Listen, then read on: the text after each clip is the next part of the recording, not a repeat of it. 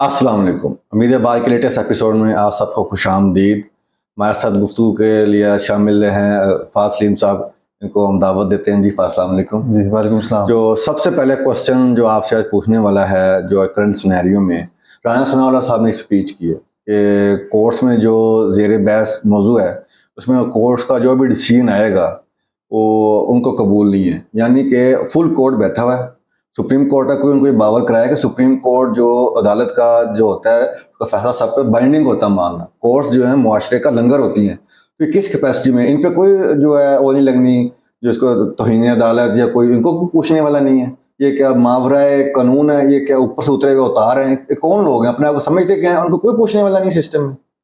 असल में बड़ी बदकिस्मती है पाकिस्तान की। हम रोज़ देखते हैं और ये चीज़ें सुनते हैं और हम समझते हैं कि शायद आज अब ये इनकी इंतहा होगी, इससे आगे ये नहीं जाएंगे। आप देखेंगे इमरान खान ने एक जो है वो ज़ेबा चौधरी जो जज थी, उसके बारे में कमेंट्स दिए गए, उसने गलत फैसला दिया तो उसने कमेंट्स क्या दिए कि तुम्हें कानून के अंदर लेके आएंगे, हम कानूनी कार्रवाई करेंगे। ठीक है। उस पर आपने देखा कि पूरा इस्लामाबाद हाई कोर्ट बैठ गया, अतर मिनुल्लाह जो जज था वो बैठा और उसने तौहीन अदालत में बुलाया। लेकिन तौहीन अदालत से बातें हटके चलें, वो आप ना बुलाएं, चलें ठीक है, अच्छी बात है, पॉलिटिशियन है, उनको उनका राइट होना चाहिए कि वो जो मर्जी बोलें, क्योंकि वो पॉलिटिशियन भी नहीं, जो कि खासतौर पर मेंबर असम्बली हैं और उन्होंने पॉलिसी बनानी है। लेट से अगर असम्बली ये एक कानून बना देती है कि तौहीन अदालत की कार्रवाई पार्लियामेंटेरियन पे हो ही नहीं सकती, तो ठीक है, फिर अदालत को इसके मुताबिक ही चलना पड़ेगा। तो है ही है ना, पार्लियामेंट के अंदर की जो कार्रवाई है उसको तो प्रोटेक्शन है ही है। नहीं, एमएनए से भी प्रोटेक्शन मिल जाती है ना।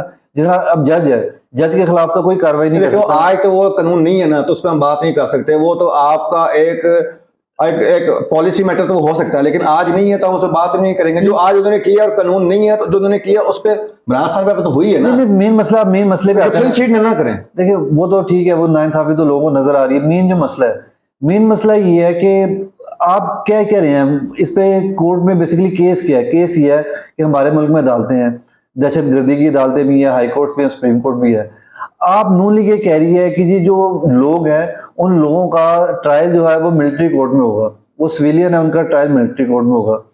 मिलिट्री कोर्ट में आपको करने की क्या जरूरत है? आपको मिसाल के तौर पे for the sake of argument मैं नून लीग का बात मान भी लूं कि वो लोग मुजरिम है, नहीं फाग इस पे जो पिटीशनर है ना, मेरे पहले बात आप कंप्लीट होने जो मैं आपकी जो बात आप करना चाह रहे हैं उसी में मैं आपको क्वेश्चन ऐड करना चाहता हूं। जो पिटीशनर हैं जो कोर्ट में इस केस के, उन्होंने कहा कि इन्होंने तो इंटेंट पहले जाहिर कर दिया है। जो फॉर्मेशन कमांडर की जो डिक्लेरेशन आई थी उसमें कहा था कि हमारे पास गैर नाकाबिल तरदीद शवाहिद मौजूद हैं, और इनको उन्होंने मुजरिम कह दिया था। ये तो अगला ट्रायल कैसे होगा? ये अगला पॉइंट है ना। मैं आपसे बेसिक बात कर रहा हूँ, मैं आपसे ये कह रहा हूँ कि नून लीग अगर कहती है कि वो लोग मुजरिम है और उनकी बात ठीक है, वो जायज है उनकी बात, तो ओपन कोर्ट में उनकी हियरिंग करें ताकि सारी दुनिया को पता लगे कि इन लोगों ने ये जुर्म किया है।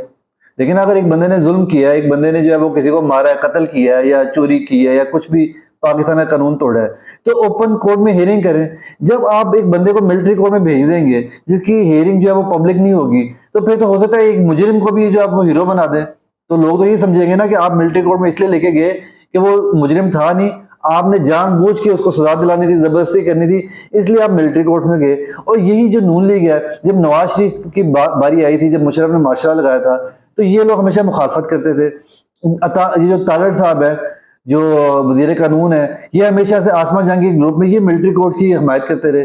अब हमारे मुल्क में ये मुनाफत खत्म हो जानी चाहिए। आपकी बारी आए तो और कानून, किसी और की बारी आए तो और कानून, और असल में मसला कोई भी नहीं है। मसला मुशर्रफ को तो मिलिट्री कोर्ट में चलाया नहीं, फौजी होने के बावजूद उनको आर्म कोर्ट से भी सजा हुई, तो वहां अदालत से भगा के उसको बाहर ले गए। देखिए, वो तो चले एक अलग टॉपिक है। अब बात यह है कि हमें मुनाफत से बाहर आना चाहिए, हमें जो है वो कानून और रसूल की बात करनी चाहिए।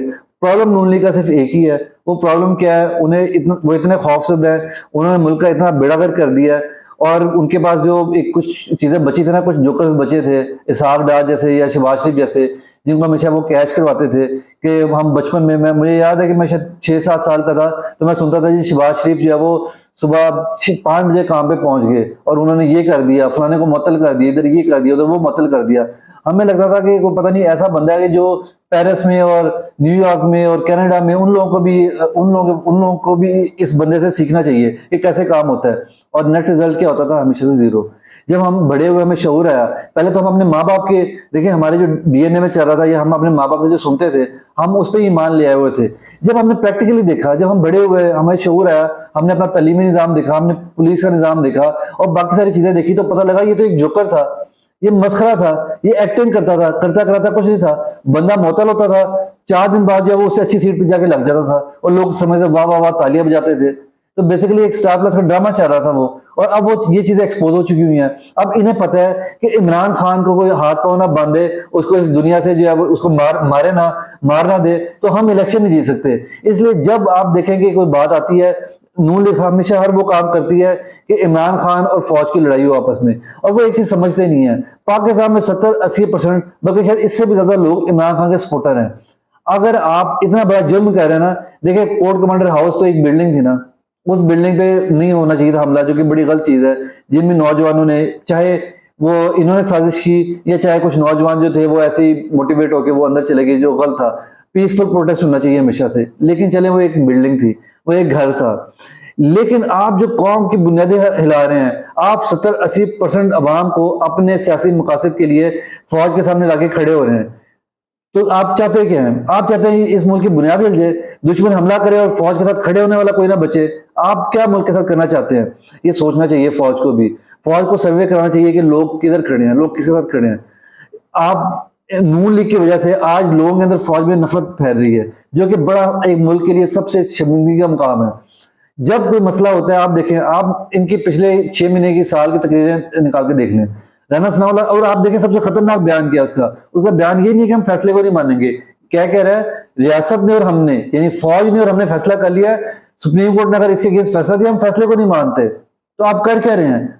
यानी जब ये गिरने लगते हैं, जब इन्हें खतरा नजर आता है, तो वो जैसा बंदर ने बिल, कौम इनको नहीं मानती। आपने तो कहा इमरान खान को गिरा के जीत सकते हैं, इनको लगता है। मेरा नहीं ख्याल कि माइनस इमरान खान भी कुछ कर सकते हैं, इनका खत्म हो चुकी है वो इन्हें बार बार मैं कहता हूँ, शहीद वराज ने कहा था कि इनकी तबाही उम्र पूरी हो चुकी है। जब पूरी हो चुकी है तो बंदे ने फनाफिल्ला ही होना है ना, तो वो कुछ नहीं हो सकता। अगला क्वेश्चन मेरा ये है कि जब कोर्ट में आज क्या हुआ, जो उन्होंने पेश किए वहां पे मुल्जमान को, खवातीन को, उनको तो वो तो डिहाइड्रेट हो गए, गिरते फिर रहे हैं, तो किस तरफ लेके जा रहे हैं को? ये इतना शर्मनाक है। आज मुझे पाकिस्तानी होने पे इतनी शर्मिंदगी हुई है। आप देखें, हम बचपन से हमेशा ऐसे 10 मुहर्रम का दिन आता था और उसमें सबीलें लगती थी, और हम मुसलमान यानी सुन्नी भी, सिर्फ अहले तशय्युई नहीं, सुन्नी भी सबीलें लगाते थे और लोगों को पानी देते थे। और वो उसके पीछे क्या मोटिव था? वो मोटिव ये था कि करबला में जो हैवान थे, जो यजीदी फोर्सेस थी, उन्होंने पानी भी नहीं पीने दिया, बच्चों तक को पानी नहीं पीने दिया। पानी मांगा तो बच्चे की गर्दन में तीर मार दिया। आज आप देखेंगे, जज को भी पता है, नून लीग को भी पता है, और हर एक को पता है कि जो नौजवान गिरफ्तार किए हुए उनका कोई कसूर नहीं है, उन्होंने कोई किसी का कत्ल नहीं किया हुआ, कोई उनके ऊपर नहीं है, वो एक सिर्फ मुल्क के लिए निकले थे। आप सिर्फ उन लोगों का, आपने इस गर्मी में देखें, आज ऐसी गर्मी है कि लोग जो है वो अपने घरों के अंदर भी जो है ना, वो उनको सांस लेना मुश्किल हुआ है। इस बला की गर्मी है। इस गर्मी में आप, कल औरतों के साथ हुआ, बल्कि शायद आज हुआ, औरतों को जाके हॉस्पिटल ले जाना पड़ा, आज जो है वो नौजवानों के साथ हुआ। तो आपके अंदर शर्म खत्म हो चुकी हुई है। आपके अंदर कम से कम इंसानियत का ख्याल कर लें। उन नौजवानों का जब ये कसूर है कि वो आपके अगेंस्ट, आपके बादशाह के अगेंस्ट खड़े हुए, तो इससे तो आप नफरत और बढ़ा रहे हैं। यजीद ने भी ये काम किया था, यजीद ने भी पानी रोक दिया था, बंद कर दिया था, तो क्या वो कामयाब हो गया? अगर आपको लगता है यजीद कामयाब हो गया, तो आप फिर बाकी जो नौजवान बच्चे हैं उनको भी पकड़ें और उनके साथ भी यही हशर करें। अगर आपको लगता है कि यजीद कामयाब नहीं हुआ, तो आप कुछ सीखें। और मुझे ऐसा पाकिस्तान इसमें शर्मिंदगी हुई है कि हम कौन कौम है। ये वीडियो जब बाहर जाती होंगी, लोग देखते होंगे, तो क्या हमारा इमेज जाता होगा? ये तो 100 साल पहले, 200 साल पहले जंगों में ऐसे काम होते थे। देखिए ना जी, दुनिया मार्स और मून पे जा रही है, आर्टिफिशियल इंटेलिजेंस में प्रोग्रेस की बात हो रही है। यहाँ पे हमारे कोर्ट्स के मसले हल नहीं हो रहे कि वाहन को पेश करना नहीं करना, 9 महीने हमारी खत्म हो रही। तो मैं ये क्वेश्चन मेरा ये है कि ये आपने कहा कि लोग इस गर्मी, बला की गर्मी में घरों में करबड़ मची हुई है, वो लोड शेडिंग ऊपर से हमारी, तो जो हमने सुन लिया था कि 30,000 मेगावाट की कैपेसिटी है और जरूरत तो 27,000 की है, फिर भी 16 घंटे की वो ट्रिप हो रही है, फीडर और तरसील नहीं हो रही। इमरान खान के दौर में तो लोड शेडिंग तो खत्म थी, नहीं हो रही थी बिल्कुल भी। आज कैसे शुरू हो गई? ये क्या बना? असल में हमें सजा मिल रही है ना, बेसिकली हर जगह से सजा मिल रही है। आप देखें, बिजली गई कहाँ? बिजली तो सिस्टम में है, हमारे पास पैसे नहीं है वो देने के लिए।